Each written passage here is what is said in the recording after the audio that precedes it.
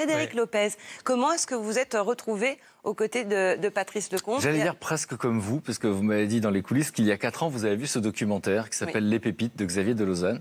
Ce sont mes amis de Bonne Pioche qui ont fait la marche de l'Empereur qui m'avaient parlé déjà de ça. Ils étaient très fiers. Donc de leur enthousiasme, déjà j'avais eu envie de voir ça. Et j'ai vu un documentaire qui racontait cette histoire. La particularité et la rareté de cette histoire, c'est que Xavier de Lausanne avait des images étalées sur 25 ans. Donc on voyait des gamins de 8 ans qui sortaient de la décharge et on les revoyait quelques années plus tard en cours et on les voyait prendre des responsabilités, devenir manager d'un grand hôtel.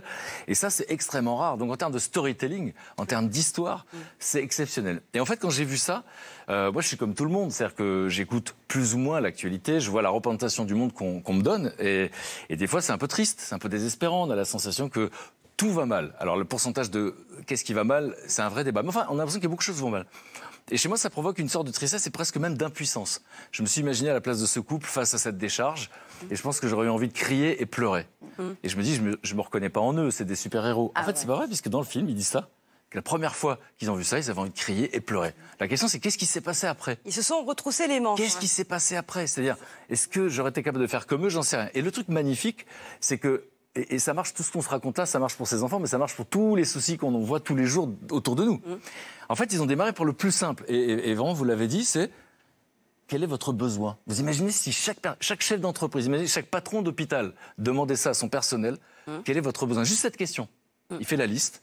Et je vous jure que c'est un truc de dingue. Et là, ils ont demandé, c'était se nourrir et s'éduquer, etc. Et donc, small is beautiful. Moi, j'aime cette idée qu'ils démarrent de manière très humble. Ils n'ont pas été découragés, ils ne sont pas dans l'impuissance. Et puis, la question, vous savez, on est dans un pays où il y a beaucoup, je les appelle les gna-gna-gna. C'est-à-dire qu'il y a beaucoup de gens qui commentent. Et moi, j'aime cette phrase en ce moment. Ceux qui pensent que c'est impossible sont prêts de ne pas déranger ceux qui essayent. Voilà, c'est important pour moi. Et donc, eux, ils ont essayé. D'accord? Et l'échec, on n'est pas dans un pays qui fait l'apologie de l'échec, mais l'échec, c'est juste la preuve qu'on a essayé. Donc, eux, ils ont essayé. Et enfin, pour parfaire, il faut faire. Donc, ils ont fait. Et en fait, petit à petit, ils ont entraîné des gens. Et ce qui bouleverse Marie-France, qui est toujours là, elle, c'est la générosité de ceux qui les ont suivis. En fait, c'est assez fou. On pourrait être épaté par elle. Elle est épatée par ceux qui l'ont suivie. Et par la générosité des gens. Et donc, ce que je voulais vous dire, c'est que cette histoire-là, c'est le genre d'histoire qui me donne foi en l'humanité. Ça paraît exagéré. Mais c'est la vérité. Ce qui est dingue. Eh bien, regardez, pardon Léa, mais on va regarder ensemble un extrait de la bande-annonce. La bande-annonce, j'arrive à la regarder sans pleurer, Oui, mais c'est pas évident, mais ce qui est bien, c'est qu'on a envie de pleurer. Exactement. Et on arrive à sourire aussi. Il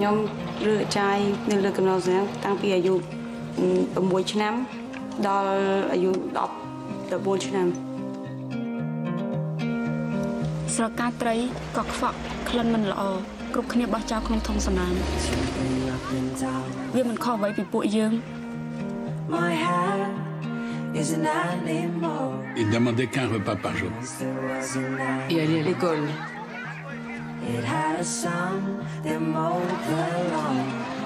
C'est forcément comme tes enfants. Ça devient comme tes enfants.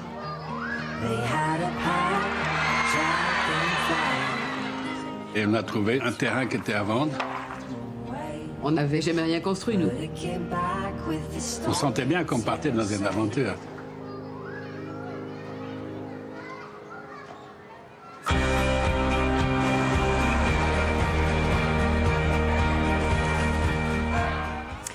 Et ce qui est impressionnant, ce sont les témoignages de ces enfants, de ces rescapés, finalement. On les entend régulièrement au long du film. Aujourd'hui, ce sont des adultes accomplis. Oui, certains la plupart sont devenus des adultes. Il y en a encore qui sont enfants, bien sûr, puisque les générations se suivent.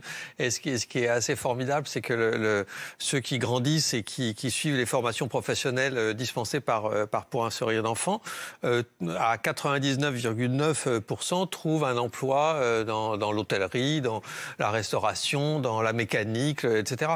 Et ce qui est vraiment formidable, moi, ce qui me touche chaque fois, je pense à eux, ces deux-là, tellement exceptionnel, c'est que aucun rêve n'est impossible, certes, mais que s'indigner, c'est pas mal. Mais s'indigner et rester les mains dans les poches, ça sert à rien. Mais c'est ça qu'il y a beaucoup d'indignation en ce moment, mais pas forcément beaucoup. C'est qu'en fait, après avoir vu ce documentaire aussi, quand il est sorti, je me suis dit, mais c'est quoi ma vie? Quand tu vois un couple comme ça, qui se donne à fond corps et âme, qui sont d'ailleurs, à mon avis, pour tous ces enfants qu'ils ont connus, des grands-parents de cœur, ils sont... tu te dis, alors moi, je fais quoi? En fait, leur vie est tellement dingue. Tu fais rire les gens, mais pas oui, mal, je fais rire les gens. Oui, chacun à son échelle. Mais c'est fou ce qu'ils ont accompli à eux deux. Ce que vous dites, c'est important parce que je pense que ce serait triste s'ils étaient complexants. Et je pense qu'eux, ils ont envie d'être inspirants. Ouais, exactement, Et la ils sont limite est très inspirants. fine. Et c'est pour ça que j'insiste sur le fait que eux, comme nous, quand ils voient ces enfants, ils disent j'ai envie de pleurer et de crier. C'est-à-dire, en fait, au départ, c'est leur impuissance. Et vous-même, quand on dit c'est quoi ma vie, c'est un peu dur comme phrase. Ouais, bien sûr. Parce que tout a du sens. Mais effectivement, on n'est pas obligé de le faire de manière extraordinairement extrême comme eux. Mais peut-être que faire sa part, moi j'aime bien cette idée, faire sa part là où on est, c'est toujours ça en fait.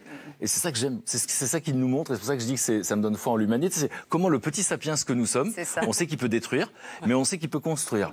Et là on voit quelque chose de dingue. Et, c'est pas, et des problèmes, on en a beaucoup dans ce pays. Mais pire que là-bas, c'est impossible, parce que j'ai appris que le génocide, avec tous ces millions de morts, avait laissé des survivants traumatisés, qui n'étaient pas faits pour devenir parents. En fait, qui étaient que des parents maltraitants. Et donc ça a créé cette situation. Et donc aller là où c'est le pire. Vous imaginez, derrière chaque enfant, il y a le fil invisible de son histoire. Et à chaque fois, donc, ils se sont ajustés. C'est-à-dire que d'un seul coup, ils disent « Ah, les grandes filles, elles ne peuvent pas parce qu'elles gardent les gamins. » On fait une crèche. En fait, ils se sont adaptés.